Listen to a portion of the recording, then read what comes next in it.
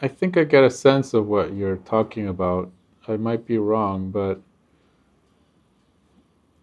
I feel compelled to talk about an aspect of mind which has to do with obsession. And so the mind is naturally obsessive. And then some people could be kind of more qualified or classified as obsessive because of certain patterns. But my experience and my perspective is that all minds are obsessive in different ways. And there's different ways in which these obsessions occur. And so understanding obsession is valuable for everybody. So that one can see two aspects. One is the obsession, and the other is the addiction to the obsession. And so there's this kind of loop where there's an obsessive nature that is a problem, but actually it's an addiction because just got a call. It's an addiction because we are wanting to get something from it. And so it's like trying to satiate thirst from something that's not water, from something that doesn't have the nature of quenching thirst. So it's the illusion of something that's going to satiate this need. And then that actually becomes addiction in many people. So some people could be more qualified as addicted if they are taking substances. And there's different kinds of addictions, and right? So to work, because work creates a hormonal release that blah blah blah. So there's the addiction to that release. But the underlying nature is this addiction and obsession. And this is not about you specifically. It's the nature of mind. Yes. But what you're describing to me is specifically about this.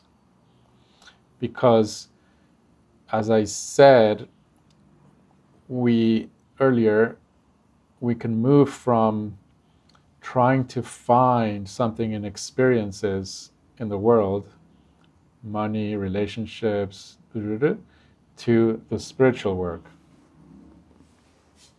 And in a sense, it's almost the same problem. So instead of obsessing about kind of the stock market and how I can get more money, I obsess around who am I? Because once I get that, I will be happy. And so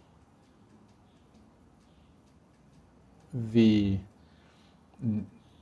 more subtle mechanism there is the obsession will be a question that has no answer. So, for example, do I generally want to go left or generally want to go right? And I want to know if for me it's truly left or right, so that I can drop the question. I just know it's left. There's an aspect of the process of self-inquiry that can kind of trigger or ignite this. The trying to get what I am. But what it actually does, it's bringing to the surface the obsessive nature of thought and the addiction with getting something. And we come to a point where we hit a wall. We can't get it. We can't get it. And I think that's what you're describing. It's an intellectual trying to understand what you are, trying to get it. And that's always going to fail. And the more it fails, the more successful you are. And so the confusion, the sense of not getting it or not knowing, and how if you get to a point, it just brings up confusion. That's actually signs of a success in the process. It's not an ultimate success. It's not an arrival at a total realization, but it's a seeing a different, deeper layer. Because the question, what am I, who am I, can, to the mind, appear as something that I can get. I can get an answer. And Zen Buddhism is really focuses on this.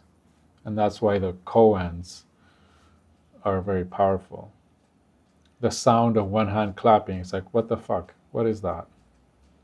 What is mu is another koan. What is mu? It's like, well, ask the question. Ask it. Sit for an hour every day and ask, what is mu? What is mu? What is mu? And people have had total awakening from asking, what is mu? Which is an absurd question, right? It's like, what is it? A cow? What is it? But it's because it asks a question that has no answer. And it brings up the madness of the mind, the obsessive nature, so that it can be seen for what it is.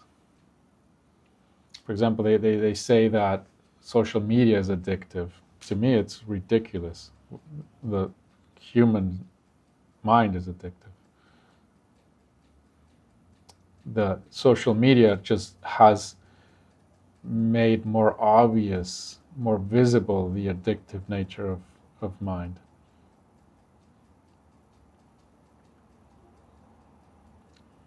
So the root becomes more obvious. And there's ways to make it more visible that are healthy and some are not. But for example, Zen koans or self-inquiry,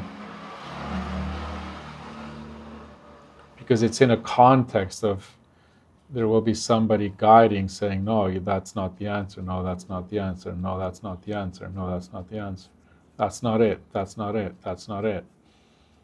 Keep asking, keep asking, keep asking, that's not it. It's very common in these circles, somebody can say, like, I got it, and then they describe it. And to me, I'm not saying specifically in this group, but I have heard, and it's, no, that's not it. Or yes, but that's partial.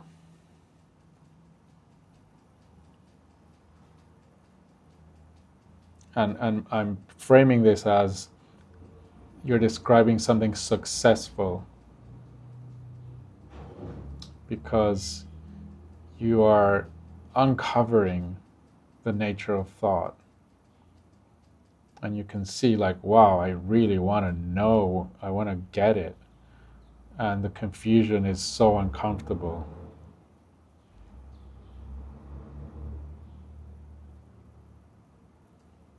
And often what it's about is around sensations in the body that have to do with the discomfort, the wanting to know, because if I know, then I won't feel this.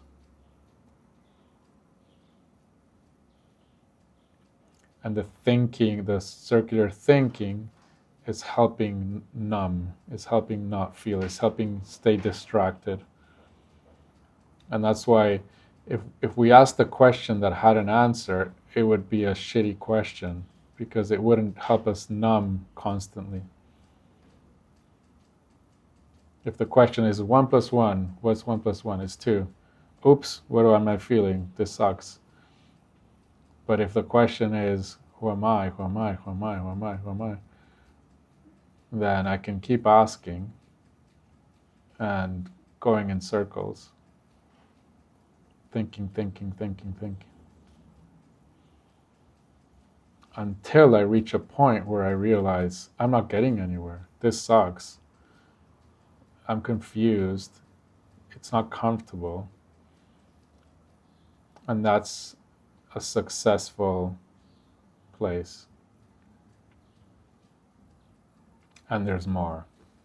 So now you can look at the nature of thought, the obsessive nature, the addictive nature, how it is for you so tempting to go into thought and thought and thought.